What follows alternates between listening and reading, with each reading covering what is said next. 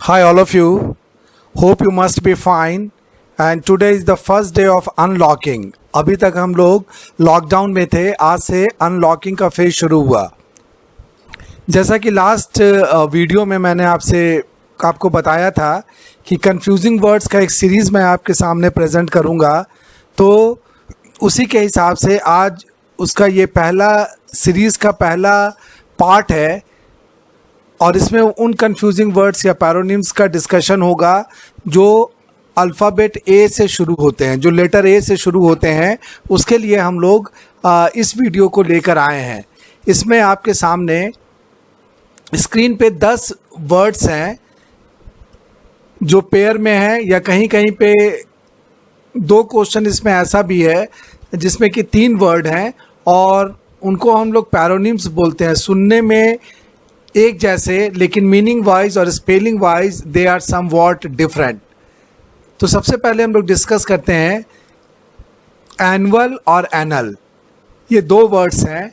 इसमें से एनुअल एक एडजेक्टिव है जबकि एनल एक वर्ब है।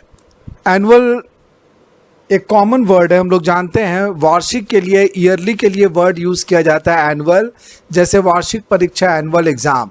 और एनल जो वर्ड है ये एक वर्ब है। एनल का मतलब होता है किसी भी चीज़ को निष्क्रिय बना देना या नल और वॉइड बना देना, उसके लिए हम लोग वर्ड यूज़ करते हैं एनल। जैसे द गवर्नमेंट एनल्ड दिस लॉ, सरकार ने इस कानून को एनल कर दिया, नल एंड वॉइड बना दिया, निष्क्रिय बना दिया। वहाँ पे हम लोग इसी वर्ड को यूज़ करते हैं anal. Second word is allude और इल्यूड। दोनों ही वर्ब हैं इस बार। पहला वाला जो वर्ड है एल्यूड, इसका मतलब होता है किसी चीज़ के बारे में इनडायरेक्टली हिंट करना। अगर इंग्लिश में बोलें तो इनडायरेक्टली रेफर करने के लिए हम लोग इस वर्ड को यूज़ करते हैं एल्यूड। इसका एक एग्जाम्पल दूंगा तो ज़्यादा क्लियर होगा। Suppose you go through an article जिसमें कि करप्शन का जिक्र देखने को मिलता है, तो हम लोग कहेंगे the author has alluded corruption in his article. वहाँ पे हम लोग इस वर्ड को यूज़ करते हैं। सेकेंड वर्ड है इल्यूड। इल्यूड मीन्स होता है बच के निकल जाना या चकमा देना। उसके लिए हम लोग इस वर्ड को यूज़ करते हैं। इसके लिए अगर इंग्लिश वर्ड हम लोग यूज़ करें तो एस्केप और डॉज, ये दोनों ही वर्ड है। जैसे डॉन इल्यूडेड द पुलिस, डॉन ने पुलिस को चकमा दिया और बच के निकल गया, वहाँ पे हम लोग इस वर्ड को यूज़ करते हैं। समटाइम्स सक्सेस ऑल्सो इल्यूड्स अस, कभी कभी सफलता भी हम लोगों को धोखा देती है और इसी से एडजेक्टिव बनता है इल्यूसिव। इल्यूसिव मीन्स चकमा देने वाला या बच कर निकल जाने वाला। Then we come to the third word adverse and averse. ये दोनों ही एडजेक्टिव हैं, एडवर्स और एवर्स। एडवर्स मीन्स होता है विपरीत परिस्थिति जब रहती है तो वहाँ पे हम लोग वर्ड यूज़ करते हैं एडवर्स। इंग्लिश वर्ड अगर हम इसके लिए यूज़ करें तो इनऑस्पिशियस या होस्टाइल हो सकता है। जैसे हिज कंडीशन इज़ एडवर्स, उसकी परिस्थितियाँ प्रतिकूल हैं। और सेकेंड वर्ड इज़, इसी से नाउन बनता है एडवर्सिटी। एडवर्सिटी मीन्स प्रतिकूल परिस्थिति, जिसका अपोजिट होता है प्रॉस्पेरिटी, समृद्धि। इसी के साथ दूसरा वर्ड है एवर्स। एवर्स भी एक एडजेक्टिव है। इसका मतलब होता है डिसइंक्लाइंड, मीनिंग जैसे कोई आइडिया मेरे को पसंद नहीं है तो मैं कह सकता हूँ I am averse to this idea, I am not inclined towards this. अनिच्छुक के लिए हम लोग वर्ड यूज़ करते हैं एवर्स। एक चीज़ ध्यान रखना है कि एवर्स के बाद प्रीपोजिशन लगता है टू। नेक्स्ट पेयर है अप्रेज एंड अप्राइज। अगर अप्रेज का मीनिंग पता नहीं होगा तो हम लोगों को लगेगा कि शायद ये प्रेज के लिए वर्ड है जिसका मीनिंग होता है प्रशंसा करना, but apprise has got a different meaning. इसका मीनिंग होता है इवेल्युएट और असेस। मूल्यांकन करने के लिए वर्ड हम लोग यूज़ करते हैं apprise. For example your boss will apprise your performance tomorrow, वहाँ पे हम लोग इस वर्ड को यूज़ करते हैं। Next word is apprise. Apprise means होता है अवगत कराना या इन्फॉर्म, इसके लिए इंग्लिश वर्ड है। फॉर एग्ज़ाम्पल अगर कभी कभी फैमिली में कोई इंसिडेंट होता है तो हम लोग किसी को डिप्यूट करते हैं कि you go there, take stock of the situation and then apprise us of the development, वहाँ पे हम लोग इस वर्ड को यूज़ करते हैं अप्राइज. अप्राइज मीन्स अवगत कराना. Next word is ascent. यहाँ पे तीन वर्ड्स एक जैसे हैं, एसेंट और accent. Pronunciation wise they are very similar but meaning wise they are different. इसमें से एसेंट और एक्सेंट तीनों ही नाउन है और मीनिंग है. एसेंट मीन्स ऊपर की ओर की जो चढ़ाई होती है, अपवर्ड मूवमेंट के लिए हम लोग इस वर्ड को यूज़ करते हैं. जैसे करियर का एसेंट होता है, पहाड़ पर एसेंट होता है, पहाड़ की चढ़ाई के लिए भी हम लोग इसी वर्ड को यूज़ करते हैं. एसेंट एक वर्ब है, उसी से बना हुआ नाउन है एसेंट. एसेंट मीन्स चढ़ना और एसेंट मीन्स चढ़ाई, upward movement. Then second word is assent. Assent means approval, स्वीकृति के लिए हम लोग इस वर्ड को यूज़ करते हैं. इसके लिए इंग्लिश वर्ड्स हो सकते हैं अप्रूवल या agreement. For example, the president gave his assent to this bill. राष्ट्रपति ने इस विधेयक को अपनी स्वीकृति दी, वहाँ पे हम लोग इस वर्ड को यूज़ करते हैं. एसेंट नाउन के रूप में भी यूज़ किया जाता है and sometimes it is also used as a verb. For example, the president assented to this bill, वहाँ पर भी हम लोग इसी वर्ड को यूज़ करेंगे as a verb. Next word is accent. Accent means बोलने का लहजा या तरीका. वे ऑफ प्रोनाउंसिएशन और way of speaking is called accent. कुछ लोग ऐसे होते हैं जो इंग्लिश एकदम अंग्रेज़ों की तरह बोलते हैं, तो हम लोग बोलते हैं कि his accent is like that of an English man. वहाँ पे ये वर्ड यूज़ होता है. नेक्स्ट पेयर है अबेट और अबेट. दोनों के स्पेलिंग में डिफरेंस है, दोनों ही वर्ब है और मीनिंग भी डिफरेंट है. अबेट मीन्स होता है किसी चीज़ को नियंत्रित करना, चेक करना या कम करना. लेसन और चेक इसके लिए इंग्लिश वर्ड्स हैं. अगर इसको यूज़ में लाते हैं तो हम लोग कह सकते हैं कि some people complain that the government has failed to abate the price rise. सरकार बढ़ती हुई कीमतों को नियंत्रित करने में विफल रही है, तो वहाँ पे नियंत्रित करने के सेंस में हम लोग यूज़ करते हैं वर्ड अबेट.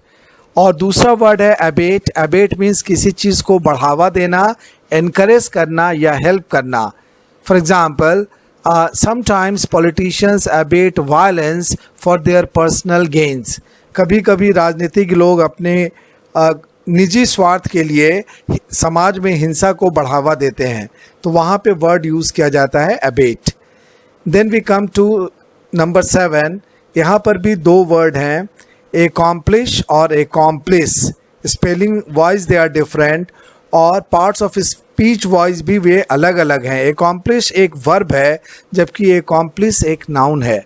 एकॉम्प्लिश मीन्स होता है किसी काम को सफलतापूर्वक पूरा करना. सपोज़ किसी ने MBA अच्छे तरीके से पूरा किया तो हम बोलेंगे कि ही एकॉम्प्लिश्ड हिज MBA. इसी से वर्ड बनता है एकॉम्प्लिशमेंट. एकॉम्प्लिशमेंट मीन्स अचीवमेंट, उपलब्धि. जैसे suppose you become an officer then it will be an accomplishment for your life. वहाँ पे हम लोग इस वर्ड को यूज़ करते हैं. Next word is accomplice. Accomplice means होता है अपराध में साथ देने वाला और a partner in crime is called an accomplice. इस वर्ड को पेपर में यूज़ होते हुए आपने कई बार देखा होगा. जैसे सपोज़ कहीं पे डकैती हुई और 5 डकैत थे, 3 उसमें से 3 को पुलिस ने पकड़ लिया और 2 लोग भाग गए. पेपर क्या लिखता है? पेपर लिखता है the police nabbed 3 dacoits and 2 of their accomplices fled away. वहाँ पे हम लोग इस वर्ड को यूज़ करते हैं. नेक्स्ट है 8वें नंबर पे 3 वर्ड्स एक जैसे हैं जो कंफ्यूज भी करते हैं. अडैप्ट, एडॉप्ट और अडेप्ट. इसमें से अगर पहला वर्ड और अडेप्ट है तो वो वर्ब है, एडॉप्ट भी वर्ब है, जबकि अडेप्ट एक एडजेक्टिव है. अडेप्ट मीन्स होता है एडजस्ट करना, अपने को समायोजित करना. उसके लिए हम लोग वर्ड यूज़ करते हैं अडेप्ट. जैसे मैन अडेप्ट्स हिमसेल्फ, मनुष्य जो है वो अपने को परिस्थितियों के अनुसार ढाल लेता है, वहाँ पे हम लोग वर्ड यूज़ करेंगे अडैप्ट। अडॉप्ट मीन्स होता है किसी चीज़ को ग्रहण करना, जैसे ही अडॉप्टेड ए बैड प्रैक्टिस, उसने एक गलत तरीका अख्तियार किया या अपनाया। और अडॉप्ट का दूसरा मीनिंग गोद लेना भी होता है, जैसे the rich man adopted a poor child, एक अमीर आदमी ने एक गरीब बच्चे को गोद लिया, वहाँ पर भी हम लोग इस वर्ड को यूज़ करते हैं। और तीसरा वर्ड है इसमें अडेप्ट। अडेप्ट मीन्स होता है कुशल, या इसके लिए इंग्लिश वर्ड होगा एक्सपर्ट। जैसे he is adapt in driving, वो ड्राइविंग में कुशल है, वहाँ पे हम लोग इसको यूज़ करते हैं। सीरियल नंबर 9 पे वर्ड है ऑल्टर और अल्टार। स्पेलिंग में बस जरा सा अंतर है, but meaning wise they are different. Alter एक वर्ब है जिसका मतलब होता है बदलना या चेंज करना। जैसे हम लोग शॉप से अगर जीन्स खरीदते हैं और जीन्स की लंबाई ज़्यादा होती है तो क्या बोलते हैं काउंटर पे कि ये जीन्स 2 इंच लंबा है, इसके लेंथ को ऑल्टर करके आप मुझे कल दे दीजिएगा। तो वहाँ पे हम लोग इसी वर्ड को यूज़ करते हैं। प्रोग्राम के सेंस में भी ऑल्टर यूज़ किया जाता है, जैसे due to certain compulsions I had to alter my program, तो वहाँ पर भी हम लोग इस वर्ड को यूज़ करते हैं। Next word is Alt. Alt means होता है बलि वेदी, और a place designated for sacrifice in a temple is called altar, A-L-T-A-R, Bali Vedi. Then we come to the last 10th. इसमें 2 वर्ड हैं, एकदम एक जैसे हैं लेकिन लिखने का उनका तरीका अलग अलग है। फर्स्ट वर्ड ऑलरेडी और सेकेंड है ऑल रेडी, इसको अलग करके लिखा गया है। Already means by this time, इस समय तक, जैसे ही हैज़ ऑलरेडी इन्फॉर्म्ड मी, उसने मुझे सूचित किया है। और दूसरा है ऑलरेडी। ऑलरेडी मीन्स होता है तैयार या प्रिपेयर्ड, जैसे we are all ready to go, हम लोग जाने के लिए तैयार हैं, तो वहाँ पे हम लोग इस वर्ड को यूज़ करते हैं। तो ये था एक्सप्लेनेशन 1 से 10 तक का, जिसमें हम लोगों ने अभी 22 वर्ड्स को डिस्कस किया, जो पेयर में अगर रहते हैं तो ज़रूर कंफ्यूज करते हैं। इस सीरीज़ को करने का मेरा मकसद ये है कि आप इन वर्ड्स को अच्छी तरीके से याद कर लें, इनके बीच में जो भी डिफरेंस है उसको समझ लें। और अगर एग्ज़ाम में कभी कभी ऐसा होता है कि फिल इन द ब्लैंक्स है जिसमें 5 ऑप्शंस हैं और 5 में 2 ऑप्शंस ऐसे ही दे दिए गए, एल्यूड और इल्यूड, तो वहाँ पे आपको कंफ्यूज होने की ज़रूरत नहीं है। और अगर ये क्लैरिटी आपके दिमाग में रहेगी तो आई एम श्योर कि आप जिस भी आंसर को टिक करेंगे वो एकदम 100% सही आंसर होगा। तो ये था इस सीरीज़ का मेरा पहला वीडियो, जिसमें कि ए से शुरू होने वाले 10 पेयर को हम लोगों ने यहाँ पे डिस्कस किया। अगला वीडियो भी ए सीरीज़ वाला भी होगा, मैंने इंडेक्सिंग भी किया है वीडियो का, देखिएगा आप, लिखा हुआ है उसमें कंफ्यूजिंग वर्ड्स A1 मीन्स ए से शुरू होने वाले वर्ड्स हैं इसमें, और ये उसका पहला पार्ट है। अगला वीडियो जो होगा वो कंफ्यूजिंग वर्ड्स A2 होगा।